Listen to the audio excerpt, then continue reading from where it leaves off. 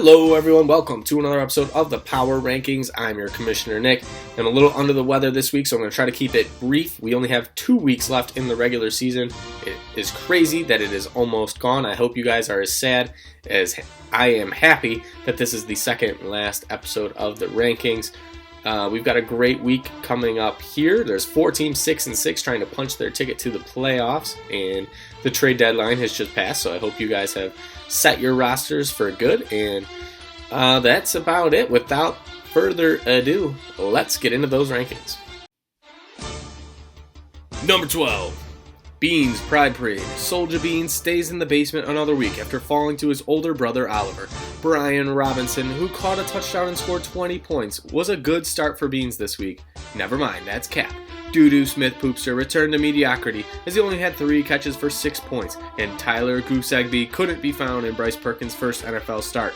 First team to double-digit losses, Beans is way behind the rest in this race. Number 11. What a waste of time and money. Brad stays in the 11th spot after suffering his 5th straight loss at the hands of Cam. Austin Eckler and Amon-Ra St. Brown improved their trade value as they each had over 25 points, but verbal meme, Jahan Dotson, except the O's are zeros, had you guessed it, 0 points. Brad's season has been over for a while now. At least he's got to throw the L's down in Lexington next weekend. Number 10. Team Lance 2.0. Cam's team snapped its losing streak with a victory over Brad this week.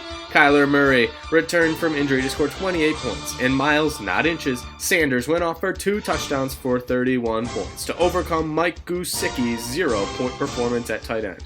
Now 5-7, Cam is down but not entirely out. He's got a chance against both Ryan and the Commissioner the next 2 weeks. Time to get gritty. Number 9. When legends rise, Frank's team pulled off another win, making that 2 in a row for our elder statesman of the league. His Seahawks stack of Geno Smith and DK Metcalf led the way with 41 points between them. Meanwhile, Amari Super continued to succeed in home games as he put up 16 points of his own.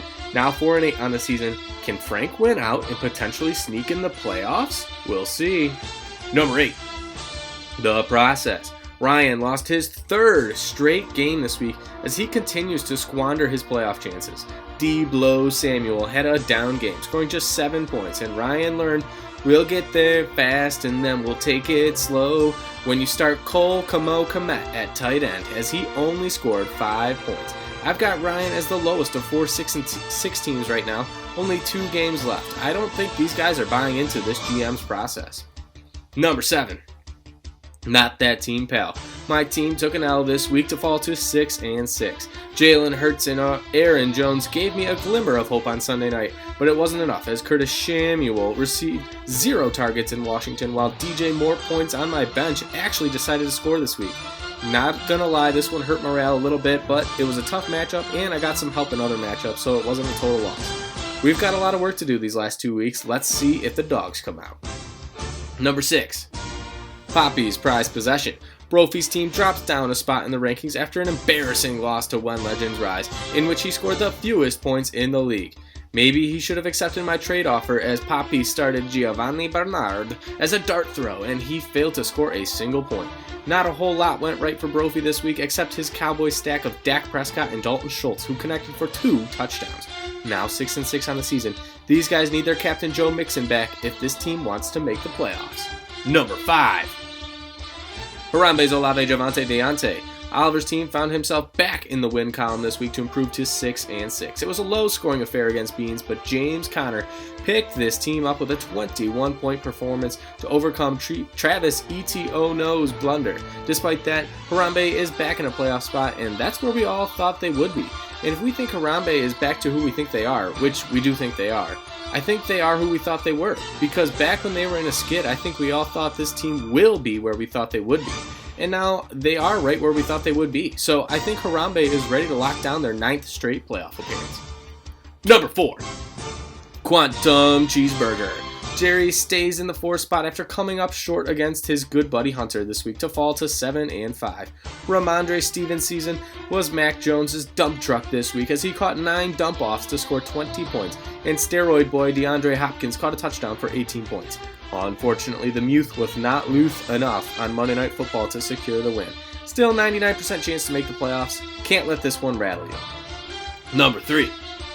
King of the Higgins V3.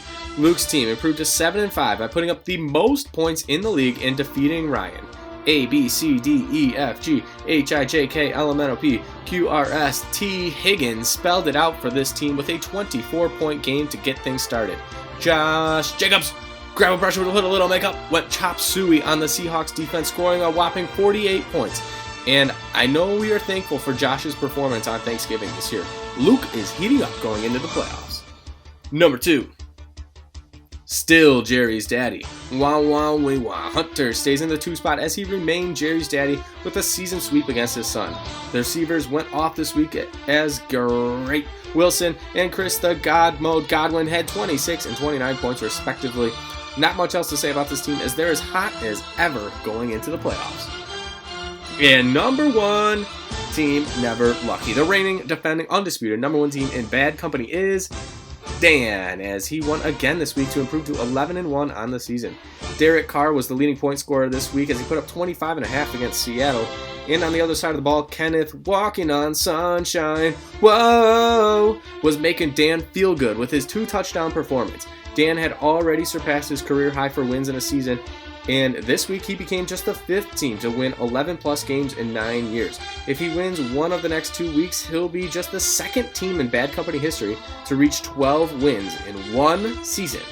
So let's move on to take a look at our playoff picture. As you can see here, I'm not going to dive into it too much, mostly because my team is on the outside looking in. So pause it if you would like, but we're going to move right ahead. And quickly, we're going to take a look at the strength of schedule for our 4 6-6 teams going into the last 2 weeks of the season. As you can see, Oliver faces Brophy and Frank, who combined only average about 106.2 points per game and are 10-14 in the win-loss column. So Oliver has the easiest schedule remaining for the 6-6 teams. Meanwhile, Brophy has the hardest schedule remaining as he has Oliver and Hunter, who are combined 15-9 and score on average 120.5 points per game.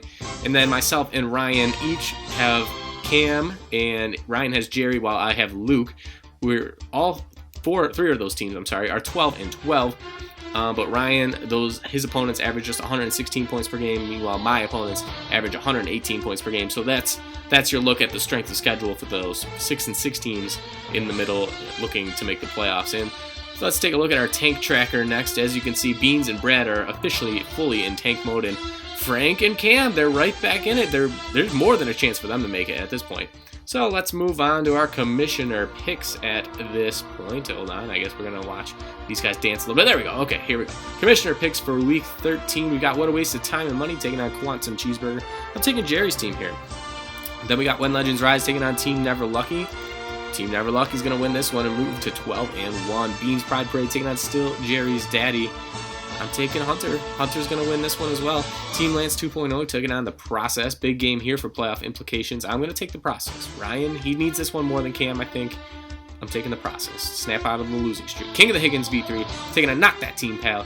Both of these teams also need it for playoffs, but I'm going to take Luke's team.